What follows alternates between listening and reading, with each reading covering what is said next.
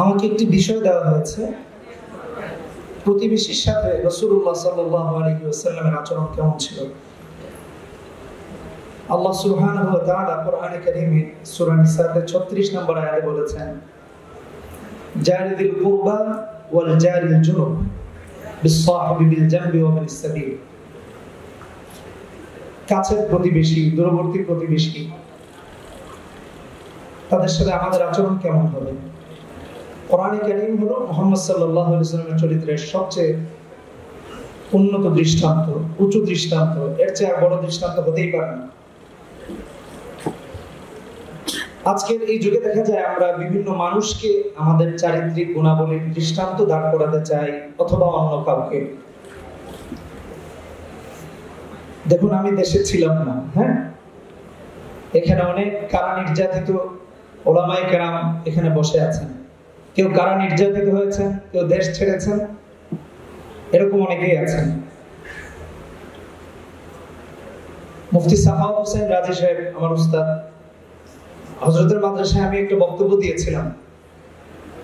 আপনাদের মনে আছে কিনা তখন যে চট্টগ্রাম আদালতে একটা স্লোগান দেওয়া হয়েছিল, একটা মুসলিম ধরে ধরে জবাই কর।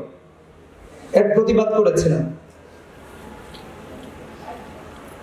আমাদের 90% মুসলমানের দেশে যদি কেউ এই ধরনের কথা বলে, আর এতে করে যদি সবাই রাগ হয় মুসলমানেরা, তাহলে তো অবস্থা অন্যরকম হয়ে যাবে।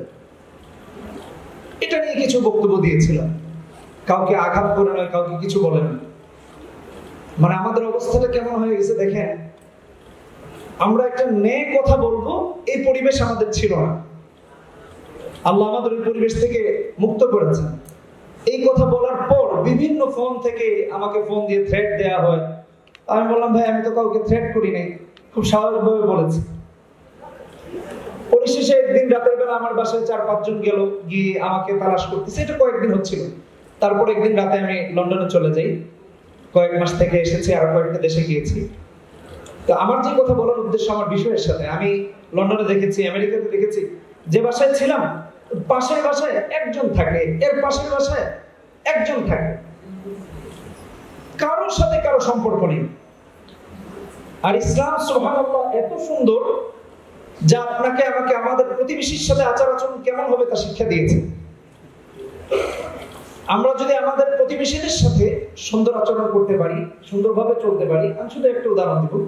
মুসলিম শরীফের হাদিস 6886 নম্বর হাদিস, রাসূলুল্লাহ সাল্লাল্লাহু আলাইহি ওয়াসাল্লামের হাদিস। নবীজি বলেছেন, যখন কিছু পাকাবা, আবু যর রাদিয়াল্লাহু তাআলা আনহু, তখন আর একটু বেশি করে পানি দাও, যেন প্রতিবেশীকেও দেওয়া যায়।